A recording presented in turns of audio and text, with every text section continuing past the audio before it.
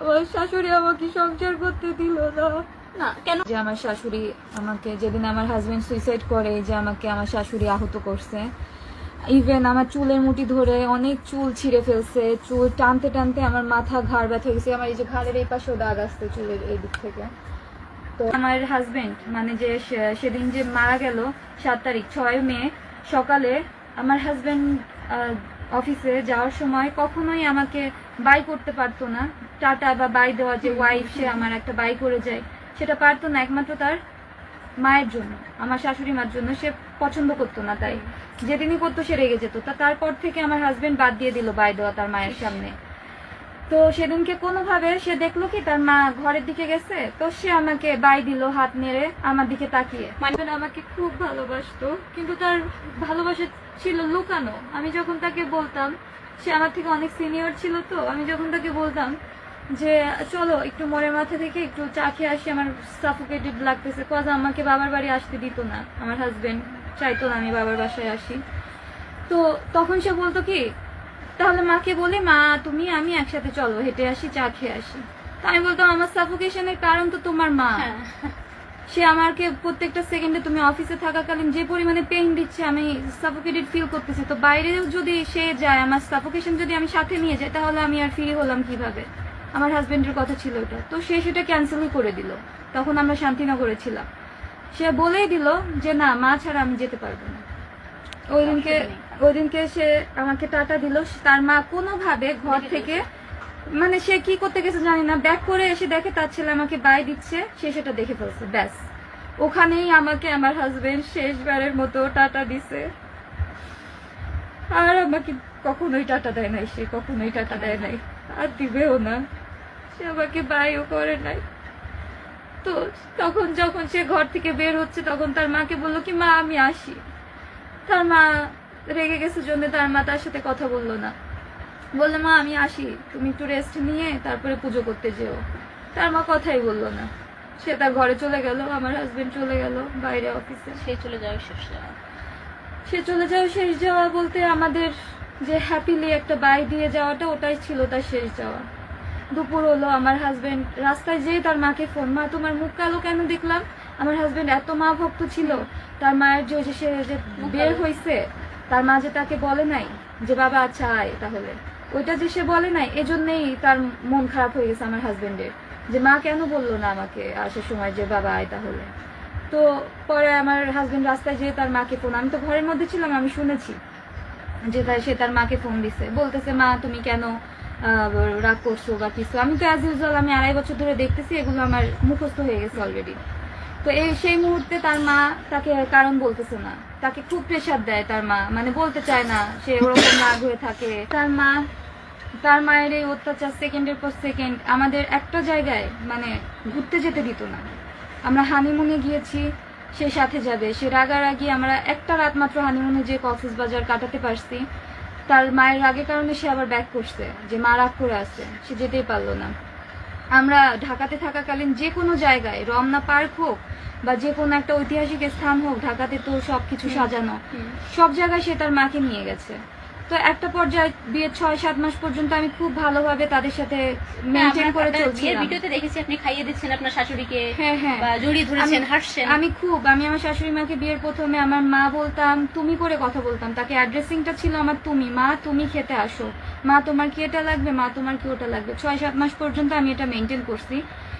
আমি কষ্ট পাইতাম, ভিতরে ভিতরে কষ্ট পাইতাম যে আচ্ছা আমার তো স্পেস হচ্ছে না, বা আমি যেটা চাচ্ছি আমাকে তো তারা বুঝতেছে না, আমি শুধু তাদের জন্য করে যাচ্ছি স্যাক্রিফাইস।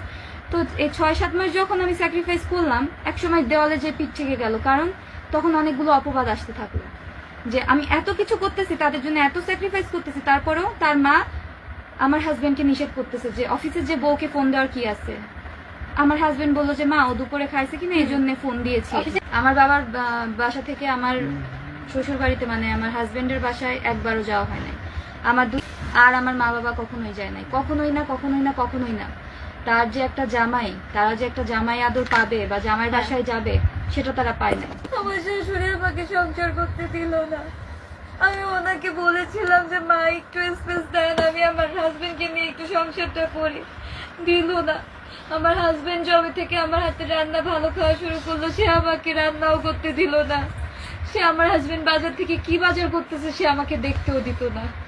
সে সবকিছু নিজে নিয়ে নিজের মতো রাখতো, নিজের মতো রান্না করতো। আমি ওকে বুঝিয়েছি যে দেখো আমার জীবন থেকে এই টাইমটা চলে যাচ্ছে, আমি আর পাবো না।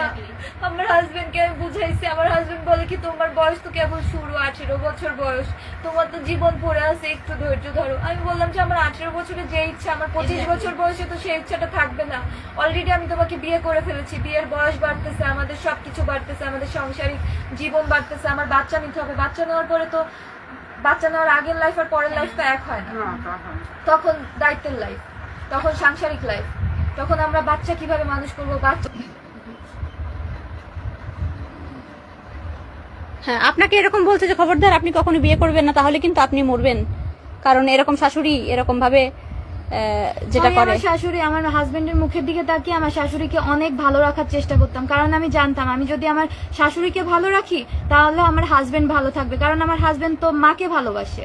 তো আমি যদি আমার শাশুড়িকে ভালো রাখি তাহলে আমার হাজবেন্ড ভালো থাকবে। ওই জন্য আমি আমার শাশুড়িকে ভালো রাখার চেষ্টা করেছি প্রথম 6-7 মাস, পুরোটা দম দিয়ে আমি চেষ্টা করেছি আমার শাশুড়ির খেদমত করা থেকে শুরু করে তার কাপড়টা পর্যন্ত আমি যে ধুয়ে দিতাম, নেড়ে দিতাম। তারপরেও তার মন পায় নাই, সে তার ছেলের সাথে আমাকে একটা মুহূর্ত একা থাকতে দিত না। 6-7 মাসে এত কিছু করার পরেও থাকতে দিত না, তখন আমার দেওয়ালে পিঠটা ঠেকে গেল।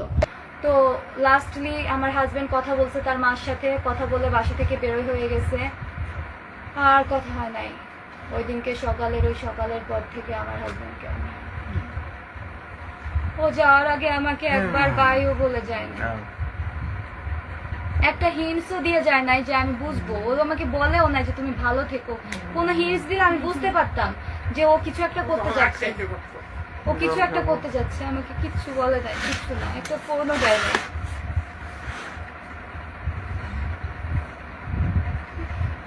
পরবর্তীতে আমার ফোনে ফোন আসলো, ফোন আসতে শুরু করলো 12:30 নাগাদ আমার ফোনে ফোন আসতে শুরু করলো যে ভাবি কি হয়েছে, আপনি মেডিকেলে চলে আসেন। আমি বললাম কেন, কি হয়েছে, সমস্যা কি? এরপরে শুনে আমার হাজবেন্ড সুইসাইড করছে। আমি শুনে জাস্ট বাসা থেকে বের হয়ে রাস্তায় পড়ে গিয়েছিলাম। আমার অফিস থেকে, আমার হাজবেন্ডের অফিস থেকে গাড়ি আসছিল আমাকে নিতে। গাড়ি আসার পরে আমি রাস্তা থেকে উঠে বসছি, আর দেখা হয় না, আমাকে দেখতে দেয় নাই। বেলা 2:30 অব্দি আমার হাজবেন্ডকে তারা দেখতে দেয় নাই। তারা আমাকে বললো হাজবেন্ডের চিকিৎসা চলতেছে, ডাক্তার দেখা করতে দিবে না। আমি যখন সবকিছু ছেড়ে ছুড়ে সবাইকে এক প্রকার জোর করে ধাক্কা দিয়ে যখন হসপিটালের ভিতরে দৌড়ে চলে গেলাম, দেখলাম এক কোদায় একটা সাদা কাপড় দিয়ে লাশ ঢাকা। আমার হাজবেন্ডের রানার কনস্টেবল ওইখানে সাদা কাপড় দিয়ে ঢাকা, আর রক্ত। আমি কিচ্ছু মানি নাই, সবাই আমার হাত ধরে, আমি সবাইকে ছেড়ে ছুড়ে ওইখানে যে কাপড়টা উঠাই দেখি আমার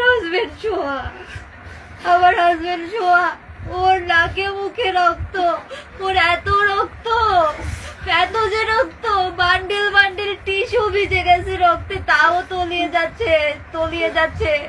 পোস্টমর্টম করতে নিয়ে যাবে তার আগের পজিশনে আমি আমার হাজবেন্ডকে জড়িয়ে ধরছিলাম লাস্টবারের মতো, দেখলাম আরে রক্ত, আমার 2 হাতে কত যে রক্ত ছিল, কত রক্ত। আমার হাজবেন্ড অনেক কষ্ট পেয়ে মারা গেছে, আমি জীবনে ভুলতে পারবো না, আমার সারা জীবনের আক্ষেপ থাকবে। আমি আমার শাশুড়ির হাতে পায়েও ধরে বলেছিলাম যে আমার একটু সংসারটা করতে দেন, আমার শাশুড়ি আমাকে সংসার করতে দেয়নি। আমার আক্ষেপ থেকে যাবে, আমার বয়স 20, আমার সারা জীবনের আফসোস থেকে যাবে আমার হাজবেন্ডকে নিয়ে, যাকে আমি জীবনে প্রথমবার ভালোবেসেছিলাম, আমার স্বামীকে, তাকে নিয়ে আমার সংসার করা হলো না। আমি কিভাবে বাঁচবো? ও নিঃশ্বাস নিতে পারতেছে না, ওর গা কত যে শক্ত ছিল, ঠান্ডা, ওর হাত পা শক্ত। ও যে কত সুন্দর ছিল, আমার হাজবেন্ডের মতো সুন্দর ছেলে আমি দেখি নাই আমার লাইফে দেখি নাই। ও আর আসবে না, ও আমাকে এসে জড়িয়ে ধরবে না। ও যাওয়ার আগে আমাকে একবার বলেও গেল না, যাওয়ার আগে আমার একবার হাগও করলো না, জড়িয়েও ধরলো না। ও নিজের মতো চলে গেল, কত অভিমান, কত কষ্ট নিয়ে যে ও চলে গেল, কত অভিমান নিয়ে চলে গেল। আমাকে নিয়ে যেতে পারতো, ও তো আমাকে ভালোবাসতো, ও তো জানতো আমি ওকে ছাড়া বাঁচবো না। ও তো আগে আমাকে শুট করতে পারতো, তারপর তো নিজেকে শুট করতো, দুজনে একসাথে চলে যেতাম, তাহলে তো এত কষ্ট সহ্য করতে হতো না। আজকে আমাকে এই যে প্রেস মিডিয়া, এই যে লাইভে আসতে হচ্ছে আমার স্বামীর মৃত্যু নিয়ে, আমাকে কথা বলতে হচ্ছে। আমার স্বামী আমাকে কি করে দিয়ে চলে গেল।